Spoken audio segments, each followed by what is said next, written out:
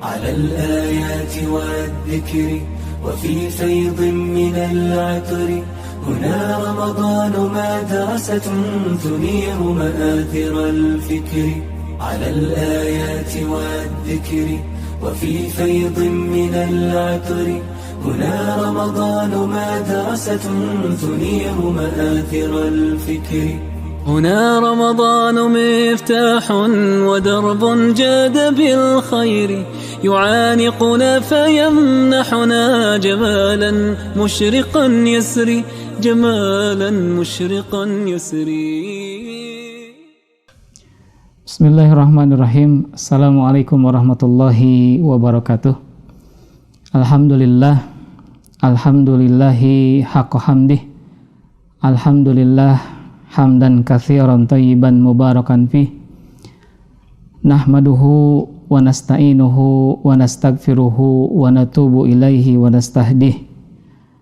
Allahumma shalli wa sallim ala nabiyyina Muhammadin wa ala alihi wa sahbihi wa man sara ala nahjihi wa man sana bi sunnatihi.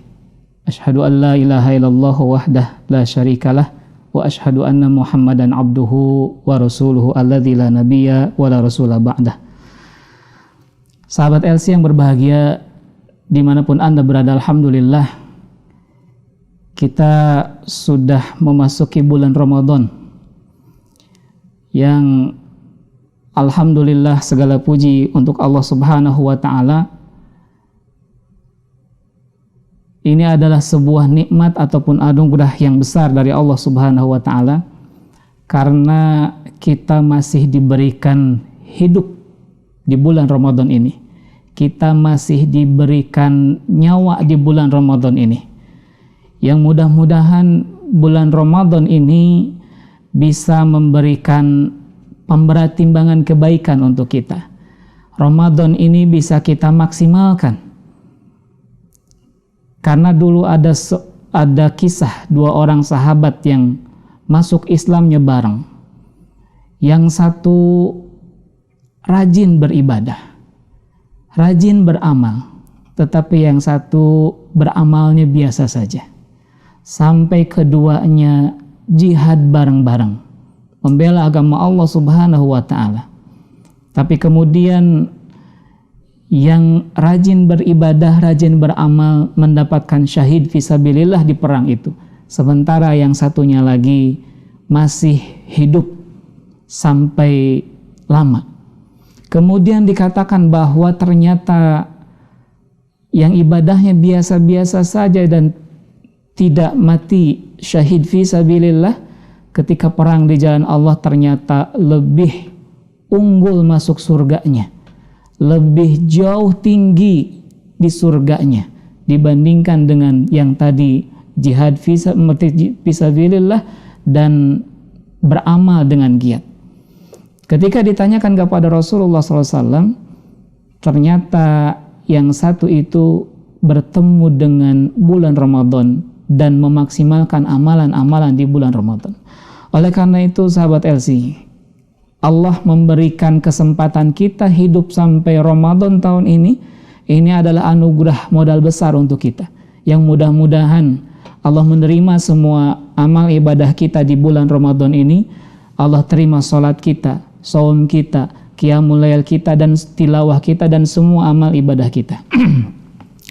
Sahabat Els yang berbahagia, sudah kita pahami bahwa memang Ramadan itu menawarkan begitu banyak keistimewaan, menawarkan begitu banyak kesempatan untuk meningkatkan ibadah kita agar semakin dekat dengan Allah Subhanahu wa taala. Dan Rasulullah SAW memberikan kabar gembira, idza jaa Ramadan, ketika Ramadan tiba, Ramadan datang, apa yang terjadi? Futihat abwabul jannah, pintu surga dibuka, wa ghuliqat abwabun nar, pintu neraka ditutup, wa sufidatis syayatin, dan setan pun dibelenggu. Di kesempatan yang lain, mari kita perhatikan kabar gembira dari Rasulullah SAW terkait Ramadan. Idza kana awwalu lailatin min Ramadan, ketika malam pertama Ramadan tiba, sufidatis syayatin wa marudatul jin, panglima-panglima, jenderal-jenderal setan itu dibelenggu, dikerangkeng, dipenjara, ya. Kemudian wa ghuliqat abwabun niran falam yuftah min habab, dan pintu neraka ditutup rapat-rapat, tidak ada celah sedikit pun yang terbuka. Kemudian wa futihat abwabul jannah falam yughlaq min habab, pintu surga dibuka lebar-lebar dan tidak ada celah pun yang tertutup sedikit pun, ya. Dan itulah di antara keistimewaan Ramadan, di antara kesempatan yang Allah berikan ketika Ramadan. Ramadan ini memberikan ataupun menawarkan momentum ataupun kesempatan untuk kita berubah menjadi lebih baik. Kesempatan berubah yang fundamental bagi pribadi kita sebagai muslim ataupun umat Islam secara keseluruhan. Ramadan, para ulama kita ataupun orang-orang soleh terdahulu kita melewati Ramadan dengan kegemilangan-kegemilangan. Perang Badar Kubro dimenangkan oleh kaum muslimin, oleh Rasulullah SAW dan para sahabatnya, itu terjadi di bulan Ramadan. Kemudian penaklukan Andalusia, Spanyol, ya, itu juga terjadi di bulan Ramadan. Fathu Makkah, pembebasan kota Makkah, terjadi di bulan Ramadan. Bahkan proklamasi kemerdekaan negara kita, Negara Kesatuan Republik Indonesia, itu pun terjadi di bulan Ramadan. Oleh karena itu sahabat LC yang berbahagia, Ramadan memberikan momentum, saatnya kita untuk lebih baik, karena sudah dicontohkan, sudah diberikan realita oleh generasi pendahulu kita bahwa Ramadan adalah momentum untuk litaghyir, berubah menjadi lebih baik. Sahabat LC yang berbahagia, dan ketika bulan Ramadan, kita semua tahu bahwa seluruh kaum muslimin, ya, diperintahkan untuk melakukan puasa. Di surat Al-Baqarah Allah jelaskan, ya ayyuhalladzina amanu, wahai orang-orang yang beriman. Yang diseru dalam ayat ini adalah orang-orang yang beriman. Kutiba alaikumusiyam, diwajibkan kepada kalian saum, kama kutiba alal ladzina min qablikum, seperti sudah diwajibkan juga untuk orang-orang sebelum kalian, la'allakum tattaqun. Tujuannya adalah apa? La'allakum tattaqun, supaya kalian bertakwa.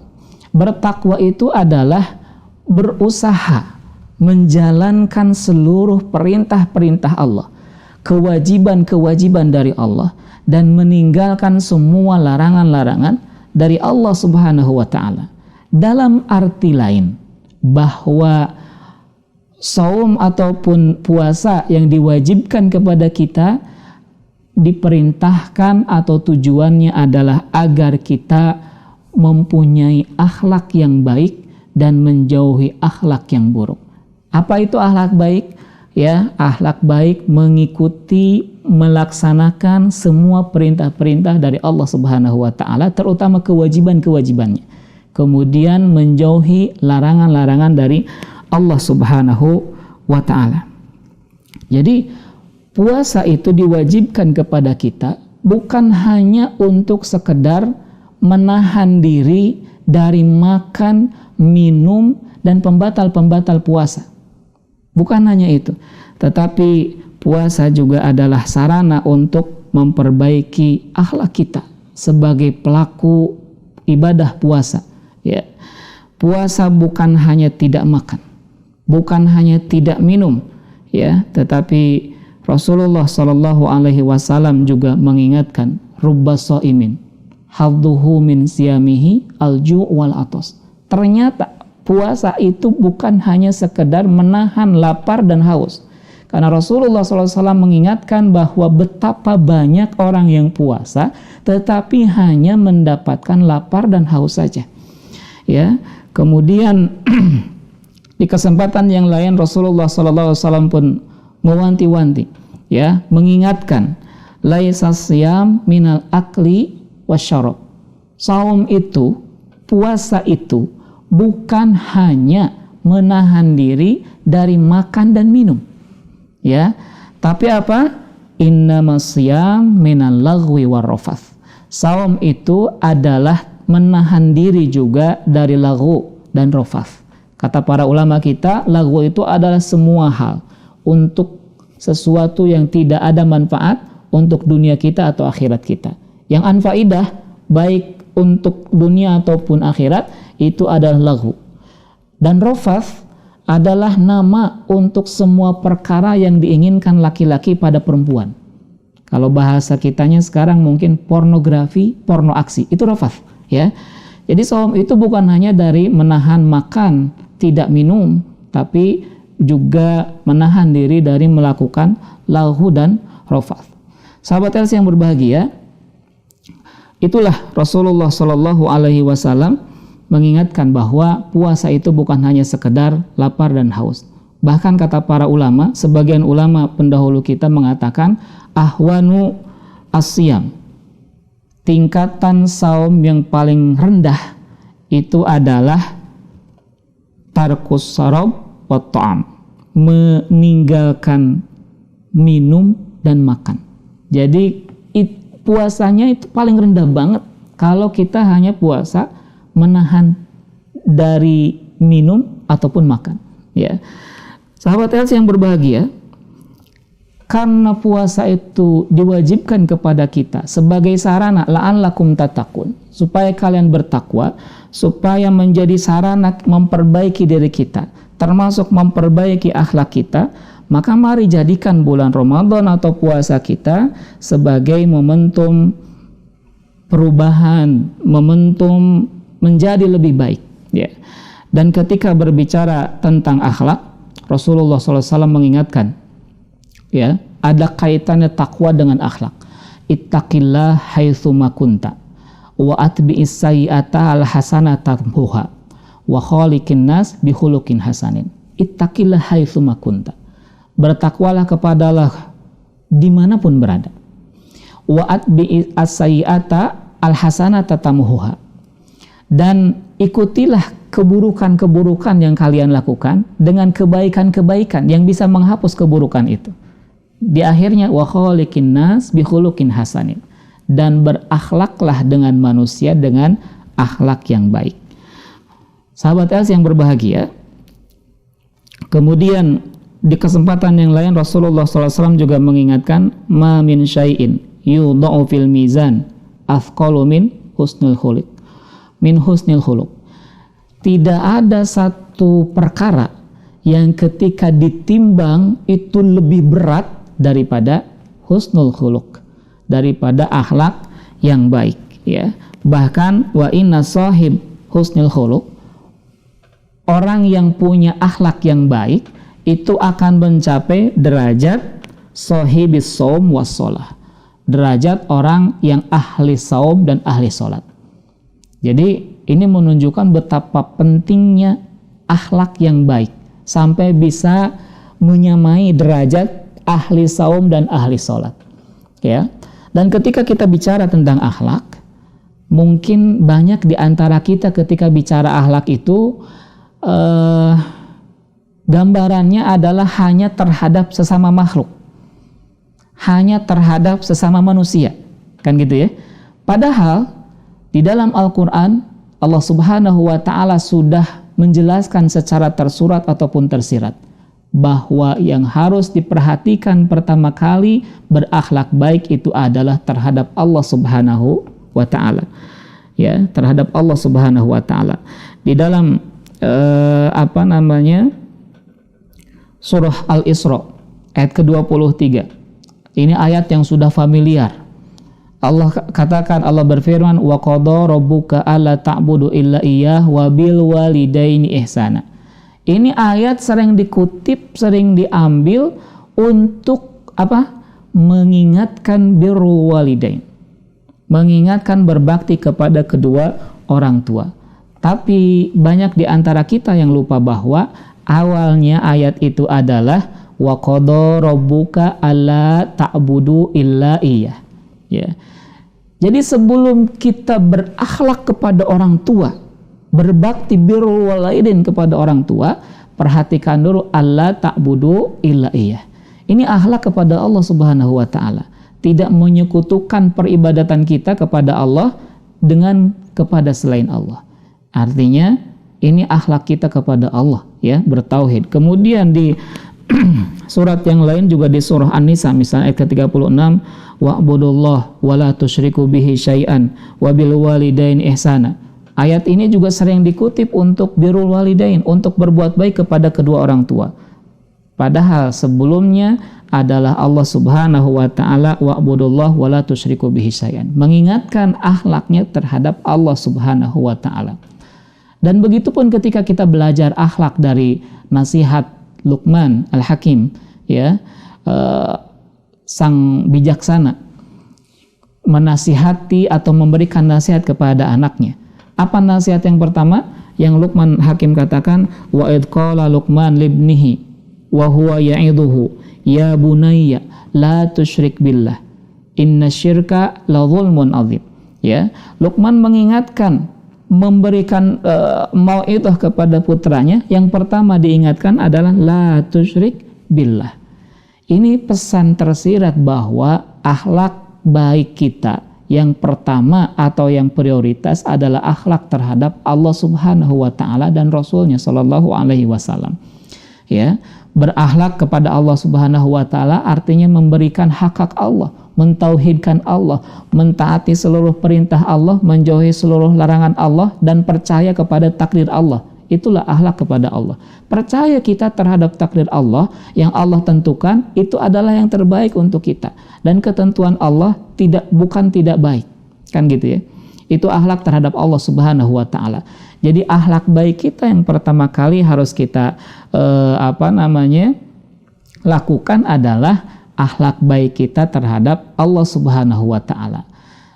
Dalam ayat ini tadi di surah Al-Isra, surah An-Nisa, kemudian nasihat Luqman kepada anaknya, itu mengingatkan kita, mewanti-wanti kepada kita, amal baik, akhlak baik kita terhadap sesama manusia, terhadap sesama makhluk, itu bisa jadi akan sia-sia ketika kita tidak berakhlak baik kepada Allah Subhanahu wa taala. Karena tadi wala tusyriku bihi syai'an, ya. Kemudian meminta kita untuk hanya beribadah kepada Allah, hanya kepada Allah saja, jangan menyekutukan Allah dengan sesuatu pun, karena inna syirka la dzulmun adzim, syirik itu adalah kedzaliman yang besar. Maka bisa jadi sia-sia. Dan di ayat lain dikatakan, Allah menegaskan la in asyrakta la yahbatanna amaluka. Kalau engkau syirik kepada Allah, menyekutukan Allah, hapus seluruh amal kita. Ya, jadi amal-amal baik kita akan hapus, akan sia-sia, tidak akan diterima, tidak akan mendapatkan pahala, ya, dari Allah Subhanahu wa taala kalau akhlak kita kepada Allah tidak baik. Artinya kita sering melanggar perintah-perintah Allah, kita sering melakukan hal-hal yang dilarang oleh Allah, kita sering menduakan Allah dalam peribadatan kita, kita sering menduakan Allah dalam kecintaan kita, kita sering menduakan Allah dalam ketaatan kita, ya, kita sering menomorduakan, bukan hanya menduakan, malah menomorduakan Allah dalam hal perintah-perintah dan larangan-larangannya. Betapa banyak di antara kita yang mengikuti aturan-aturan di mana tempat dia bekerja, di mana dia tinggal, itu diikuti aturannya, tertib administratif, ya, tidak ada satupun celah hukum ataupun celah administratif, tetapi banyak melalaikan perintah-perintah Allah Subhanahu wa taala, ya. Kalau masuk kantor gak pernah telat sama sekali. Ngantor jam 7, rumah di Bogor, kantor di Jakarta misalnya, itu berangkat dari jam 4 subuh. Ya, bahkan ada yang dari jam 3 subuh. Untuk apa? Agar tidak telat masuk kantor. Begitupun jam pulangnya tertib sekali. Tetapi di waktu jam 3 sampai jam 7 itu, dalam perjalanan dia lupa sebagai seorang muslim ada akhlak yang harus dijaga kepada Allah, yaitu perintah Allah untuk sholat subuh misalnya. Banyak yang tidak melaksanakan sholat subuh demi mengejar apa? on time masuk kantor. Itu akhlak kepada sesamanya baik, tapi akhlak kepada Allah tidak baik, ya.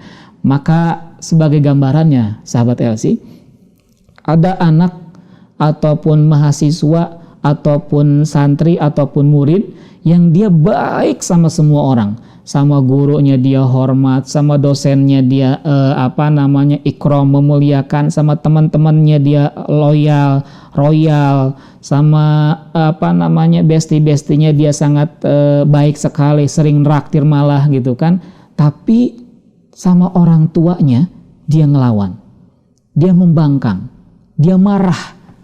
Kira-kira kalau ada orang seperti itu, ada anak seperti itu, kita sebut dia anak baik atau anak durhaka? Ke semua baik. Tetangga baik, ke teman-temannya baik, ke gurunya baik. Hanya satu kekurangan dia, melawan orang tua. Anak seperti itu, kalau kita masih punya akal yang normal, pasti kita akan bilang bahwa dia tidak baik. Kenapa? Sebab padahal satu kesalahannya hanya membantah, membangkang, dan sering membentak orang tua, melawan orang tua. Semuanya baik, ya, perilaku semuanya baik. Kekurangannya hanya satu, melawan, membantah, membangkang kepada orang tua. Maka kita akan katakan anak itu bukan anak baik. Begitupun kita, Allah aula, Allah lebih utama. Kita baik terhadap sesama, kita baik bahkan terhadap tumbuh-tumbuhan. Ini tumbuhan dirawat dengan baik, disiram, dielap-elap gitu kan. Ada punya hewan peliharaan juga dipiara dengan baik, dikasih makan, dikasih minum. Bahkan banyak orang-orang yang punya piaraan itu sangat sayang sekali pada hewan piaraannya, bahkan sampai diajak ke salon gitu hewan piaraan. Saking sayang kepada hewan piaraannya, saking berakhlak kepada hewan piaraannya.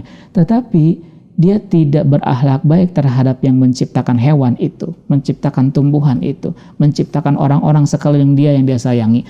Maka itu adalah akhlak yang kurang baik, ya. Kemudian sahabat Els yang berbahagia, setelah kita berakhlak kepada Allah Subhanahu wa taala, kemudian berakhlak baik kepada orang tua. Di surah An-Nisa tadi ayat ke-36, setelah Allah wa'budullah wa la tusyriku bihi syai'an wa bil walidaini ihsana. Kemudian di surah Al-Isra juga dikatakan wa qada rabbuka alla ta'budu illa iyyah wa bil walidaini ihsana, ya. Setelah kita berakhlak baik kepada Allah, itu juga tentu kepada Rasulullah SAW, maka kepada kedua orang tualah kita berakhlak baik. Bagaimana akhlak baik kepada orang tua, ya? Allah Subhanahu wa taala mengingatkan di surah Luqman ayat ke-14. Ini juga nasihat Luqman kepada anaknya setelah la tusyrik billah innasyirka ladzulmul adzim wa wassaynal insan biwalidayhi hamalathu ummuhu wahnan ala wahnin, ya. Mengingatkan bagaimana kita diperintahkan berbuat baik kepada ibu, karena saking ibu kita lelah mengandung kita wahnan ala wahnin, ya, fi amain anishkurli wali walidaika, agar kalian bersyukur kepadaku, kata Allah Subhanahu wa taala, kemudian wali walidaika, kepada kedua orang tuamu, ya. Jadi setelah berakhlak baik kepada Allah, berakhlak baik kepada kedua orang tua. Orang tua kita ada di dunia ini biidznillah karena ada orang tua kita. Kan kita tidak ada yang berojol dari pohon pisang. Kita nggak ada yang berojol dari batu, ya. Kita berojol dari orang tua kita, ya. Maka adanya kita di dunia adalah karena orang tua kita. Bagaimanapun kondisi orang tua kita, apapun sikap orang tua kita kepada kita, nggak ada alasan kita tidak berbakti. Kita sering menemukan kasus misalnya ada anak yang sangat benci kepada ayahnya. Kenapa? Karena ayah membuang aku sejak kecil, ya. Apapun itu masalahnya, adanya kita di alam dunia sampai kita menjadi orang seperti ini, apalagi yang sukses misalnya, itu karena kita karena ada orang tua kita. Maka tetaplah berbuat baik, berterima kasih kepada kedua orang tua kita, apapun yang dilakukan oleh orang tua kita, ya. Tapi di surah Luqman ayat ke-15 Allah ngasih batasan, wa in jahadaka ala an tusyrika bima laisa laka bihi ilmun, ya, fala tuti'huma. Tapi kalau orang tua kita sudah memerintahkan untuk menyekutukan Allah, untuk membangkang pada Allah, untuk melanggar aturan-aturan Allah, fala tuti'huma, baru jangan ditaati. Semua perintah orang tua sok taatin. Mubah, boleh, ya. Misalnya orang tua kita ngasih pandangan gaya rambut kita, Mas, rambutnya tuh kamu teh batasan gondrong. Padahal kita teh kurang suka dengan gondrong, turutin aja. Gondrong-gondrong dikit tapi rapi gitu. Mas pakai celana teh atuh yang begini, warnanya begitu, ikutin saja. Ya, kenapa? Sebab ini perintah Allah Subhanahu wa taala. Selama tidak memerintahkan menyekutukan Allah atau bermaksiat kepada Allah. Misalnya, Mas buka puasa tuh pakai anggur merah atuh gitu kan, amer biar ada keren. Itu mah kata jangan sampai karena orang tua nyuruh buka puasa pakai amer, akhirnya gua pakai amer dah gitu kan. Jangan, karena sebab fala tuti'huma, jangan mentaatinya, jangan mengikutinya. Tapi walaupun Allah ngasih batasan ketika orang tua kita jahadaka ala antusyrika bima laysa laka bihi ilmun, fala tuti'huma, tetap setelah ayat setelahnya adalah wasahibhuma fid dunya ma'rufa, dan berinteraksilah, bergaullah, bersahabatlah dengan mereka berdua, dengan kedua orang tua kita di dunia ini ma'rufa, dengan cara yang baik. Jadi hatta kepada orang tua yang berbeda agama sekalipun, orang tua yang menyekutukan Allah sekalipun, tidak ada alasan kita membentak-bentak dan membangkang. Ya, sebab Allah sudah jelaskan wasahibhuma. Memang di awalnya fala tuti'huma, jangan mentaati keduanya dalam hal maksiat dan menyekutukan Allah. Tapi wasahibhuma fid dunya ma'rufa. Urusan dunia, ya, bersahabatlah dengan kedua orang tua kita dengan cara yang baik. Bergaullah dengan orang tua kita dengan cara yang baik. Hatta orang tua kita noni misalnya, ya, tapi kita harus perlakukan mereka sebagaimana orang tua kita. Karena mereka memang orang tua kita. Jangan putus hubungan kekeluargaan, ya. Walaupun beda pemahaman, walaupun beda akidah, walaupun beda agama, tetap wasahibhuma fid dunya ma'rufa. Kita harus tetap ma'ruf kepada orang tua kita. Apalagi tadi kondisinya orang tua kita masih muslim, tidak memerintahkan keburukan, hanya saja kesalahan dia pernah menelantarkan kita misalnya di masa lalu, maka wasahibhuma fid dunya ma'rufa. Perintah ini berlaku baik terhadap orang tua kita yang memerintahkan yang tidak baik, ya. Itu bukan dari kita. Bukan ustadz yang ngomong, bukan kita yang ngomong, bukan orang yang ngomong, tapi Allah yang memerintahkan, yang punya kita semua. Dan Allah Maha tahu apa yang terbaik untuk kita. Kan gitu ya. Wasahibhuma fid dunya ma'rufa, ya. Sahabat Els yang berbahagia, setelah kita berbuat baik kepada Allah, berakhlak baik kepada Allah, berakhlak baik kepada kedua orang tua, mari kita jadikan Ramadan ini juga adalah momentum untuk memperbaiki akhlak kita kepada keluarga kita, ya. Karena Rasulullah SAW mengatakan khairukum li ahli. Sebaik-baik kalian adalah yang paling baik kepada keluarga kalian, ya. Istri, anak-anak itu keluarga kita. Jadi setelah kita berakhlak baik pada Allah dengan mentaati perintah-perintah Allah, menjauhi larangan-larangan Allah, percaya dan yakin iman kepada takdir Allah, kemudian kita bil walidaini ihsana, kepada kedua orang tua kita berbuat baik, kan gitu. Kemudian setelahnya kita prioritaskan berbuat baik kepada keluarga kita. Buat sahabat Els yang sudah punya pasangan, ya, berbuat baiklah kepada keluarga. Buat para suami, ya, berbuat baiklah kepada istri. Buat para ayah, berbuat baiklah kepada anak-anak. Karena Rasulullah SAW sudah mengingatkan khairukum li ahlihi. Bukan yang paling baik kepada teman-temannya. Kalau jika ada di antara kita sahabat LC yang royal pada temen, sering nraktir, sering ngajak jalan, sering ngejajanin, sering ngajak ngetrip, sering ngajak kemana-mana, liburan sama temen-temen, dibayarin malah temennya, ya, sementara sama istri pelit. Nah itu hati-hati, karena Rasulullah SAW berkatakan khairukum li ahlihi, ya. Kenapa barometernya adalah khairukum li ahlihi? Ukurannya adalah kepada keluarganya, karena keluarga adalah yang paling banyak berinteraksi dengan kita. Di rumah kita nggak bisa menahan ketidakaslian kita.